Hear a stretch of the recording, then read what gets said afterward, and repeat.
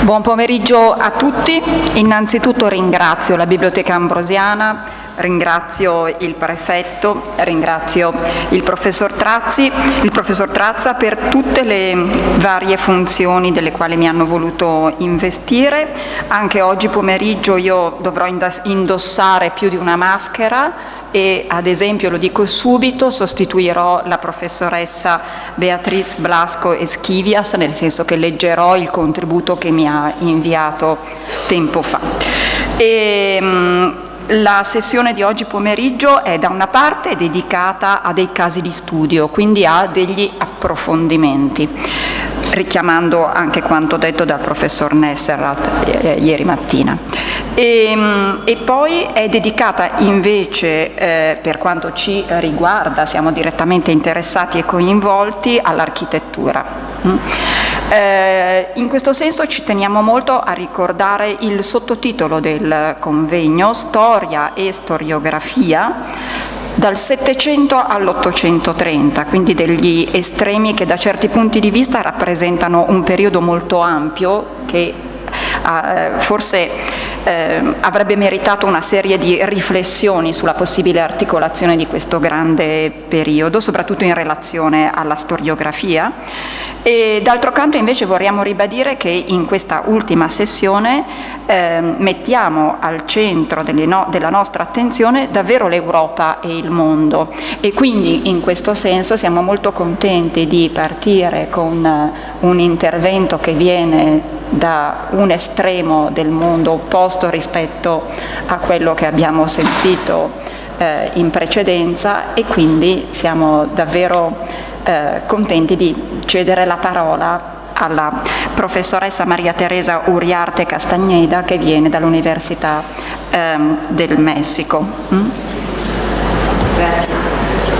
Saremo molto secchi e molto severi nella nostra conduzione. D'accordo. D'abord, je tiens à remercier la Bibliothèque Ambrosiana, surtout le Dr Trazza, pour votre gentillesse de m'inviter à cette illustre institution. Je dois dire que d'origine, mon discours a été écrit en espagnol. Et hier, je l'ai dû traduire en français pour la lire aujourd'hui. Merci beaucoup. Et merci aussi à Google Translate. À la fin du XIXe siècle, Aby Warburg concentrait ses efforts sur la compréhension de l'art de la Renaissance italienne. non seulement par la forme, sinon cherchant son sens profond. Mais pour ça faire, il est essentiel l'existence de textes qui clarifient la signification des arts visuels. Son enthousiasme et son dévouement ont été suivis par son disciple Erwin Panofsky. Quand on s'approche à l'art des civilisations perdues, qui n'ont pas de texte écrit, il faut chercher une voie d'approximation. Le travail de ces deux auteurs a eu une grande importance dans l'étude de l'art mésoaméricain, car nous cherchons à donner un sens aux images laissées par le peuple originaux de l'Amérique ancienne, dont l'écriture n'a pas encore été traduite. Aujourd'hui, je vais vous parler d'une peintre murale spécifique. Des noms de la culture de Teotihuacan seront exotiques et étranges pour vous, mais cela a été mon sujet d'étude au cours de 35 années, les dernières années de ma vie. Et c'est pourquoi avoir été invité à présenter une étude de cas dans ce lieu emblématique, j'ai décidé que mon plus grand effort devrait se concentrer sur ce que je connais le plus, la peinture murale de Mexique précolombienne. Dans ce cas, Tepantitla à Teotihuacan. Je vais utiliser deux formes de m'approcher. De l'une, je vais faire un travail d'iconographie. Dans l'autre, je vais faire l'iconologie.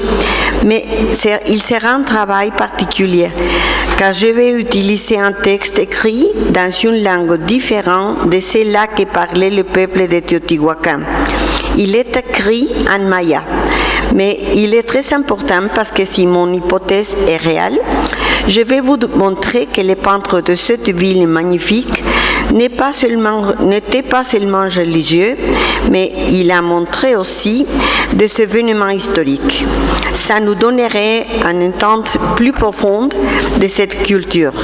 Il sera la première fois que nous avons un texte pour expliquer une scène de la peinture Teotihuacan. Si on a un texte, on pourrait vraiment parler de l'iconologie, tel comme Warburg et Panofsky l'ont proposé. Tepantitla est un ensemble départemental placé à l'est de la pyramide du Soleil. Et à mon avis, il était destiné à des rituels ou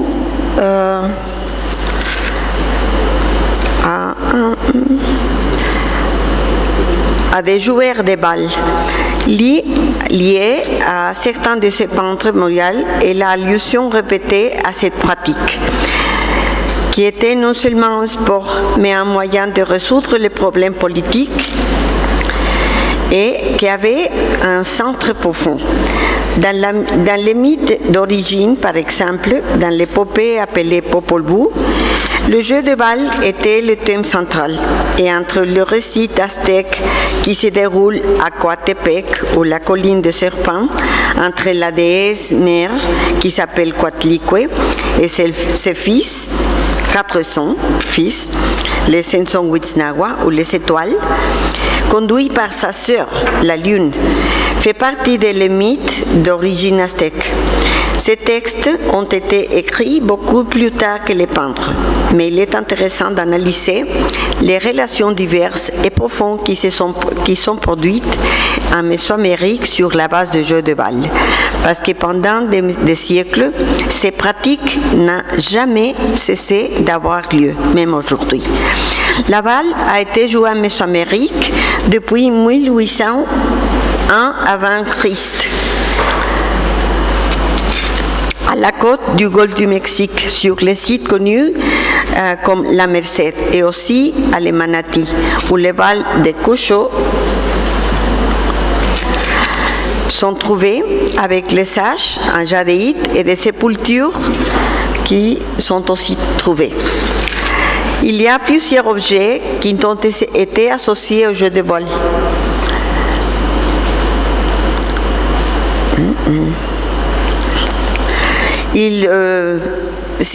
Vraiment, on n'a pas de mots pour les dessiner.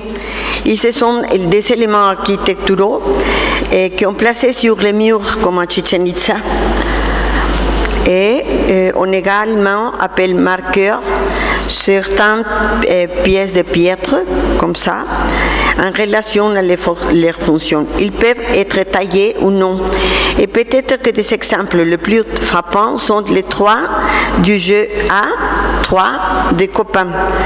Leur position sur l'axe principal a été interprétée comme un possible accès à l'inframonde. Il existe d'autres objets associés au jeu qui ont été trouvés en abondance dans la côte du Golfe. Ils sont appelés jours. Un fragment de jour a été trouvé enterré dans Tepantitla, le site de notre étude, ainsi que le reste d'un enfant. Dans Tepantitla, aucune représentation de autres objets était faite, mais sauf un fragment d'un caractère dans la peinture. Ici, non, on n'a pas enseigné la terre. Sur le centre du personnage, là, à droite. Non. Bueno. À Manatí, sur la côte du golfe du Mexique, les archéologues Carmen et Ponciano Ortiz font des fouilles particulièrement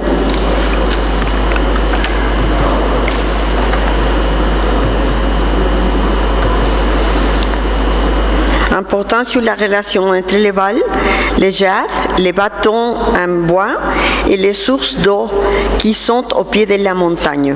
Ceci est renforcé par l'abondance d'hématite qu'à la saison des pluies aurait donné l'impression de que la colline transpirait du sang. Il est certain que ces caractéristiques topographiques les rendent très remarquables dans un environnement plat. En complément à la richesse de ce symbolisme, les archéologues ont trouvé de nombreuses graines enterrées à côté de ces offrandes, ce qui les conduit à soutenir l'idée que la montagne, qui est la source de la vie, les Tonacatepetl de Mexica, ou les Aztèques, pourraient avoir ses origines depuis cette époque. On verra qu'à Teotihuacan aussi, il est possible que la tradition ait été suivie. L'exemple que je vous apporte aujourd'hui est la peinture de Tepantitla. Je pense qu'à Teotihuacan, ont été à divers jeux de balles et dans la saison de pluie, la pyramide du soleil, peinte au moins dans certaines parties du rouge, avec la pluie, il doit donner l'impression de cette montagne d'origine, c'est-à-dire l'eau rouge dégoulinant sur ces pentes, dont l'impression d'être du sang. À mon avis, sur le site Olmec, a été considérée comme les montagnes d'origine et la façon dont elle est liée au jeu de bol. Cette activité a été intégrée dans les mythes de création de la Mésoamérique. Nous l'avons donc trouvée à Teotihuacan. Je vais faire un examen des modalités de jeu représentées dans la peinture murale numéro 3. Sur un cours avec des marqueurs à droite. Cette image montre plusieurs personnages inclinés sur ce qui serait le terrain avec des marqueurs qui sont de couleurs différentes. Ils sont également représentés les joueurs sur un autre terrain sans marqueur, c'est la moitié, à la moitié. Ce jeu peut être lequel a eu le plus d'importance au moment d'arrivée de ces Européens parce que c'était très spectaculaire de jouer.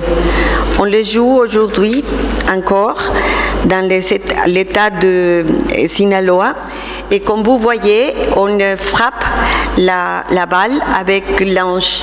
Alors c'est très impressionnant et vous pouvez voir ici qu'en moitié du mur, c'est le jeu de balle avec ces deux personnages.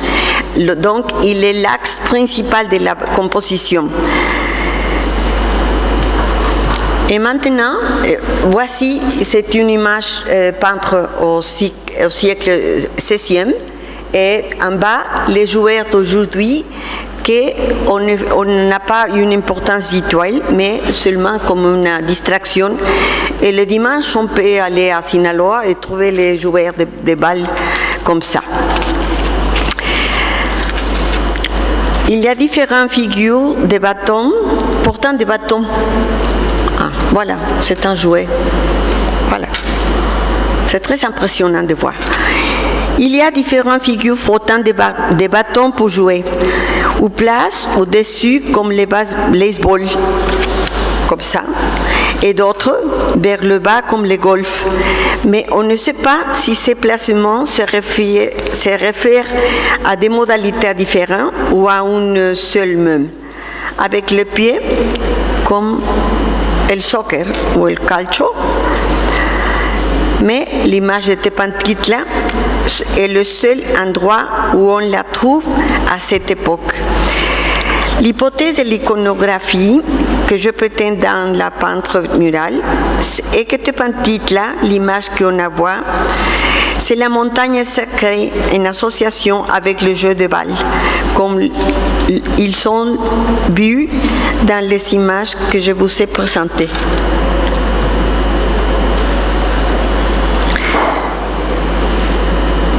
Comme un exercice pour permettre de nouvelles technologies, j'ai fait le développement de ces images en 3 dimensions. De plus, à Tepantitla, nous trouvons plusieurs fois le glyphe. Voilà, si on faisait la peinture que nous venons de voir, avec la montagne au milieu du mur, la place sur la pyramide du soleil, on aura un canal autour de la pyramide, comme elle était trouvée archéologiquement, et aussi le développement du jeu à la calzada de los Muertos, ou l'avenue des Morts, qu'on jouait là, à la balle. De plus, en Tepantitla, nous trouvons plusieurs fois les glyphes maya Pu. C'est comme ici, en bas, à gauche. Et ça veut dire, en maya, il a la même signification qu'en nahuatl Tula, c'est-à-dire un lieu de roseaux au Tolam. Vous avez compris? J'espère que oui. Ça veut dire ville.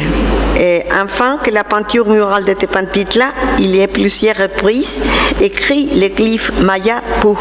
Ce n'est pas le seul cas à Teotihuacan qu'on trouve un glyphe maya, mais peint en façonné Teotihuacan, pas complètement maya. Sur les murs de mon hypothèse fait référence à un jeu de balle qui fut joué dans la région maya. Les Mayas jouaient la balle bien depuis très longtemps. Peut-être les plus anciens, soit Paso de la Mada, Chiapas, où on ne peut pas être sûr, n'importe pas. Ça, c'est Camino al Juyú, à Guatemala, un des plus anciens terrains de jeu de balle. Avant de présenter le cas de Mural 2, où je fais une lecture iconologique, je vais parler d'autres marqueurs. Je nous avais déjà dit que les mots ne sont pas nécessairement les plus précis. Ici, on peut voir des marqueurs.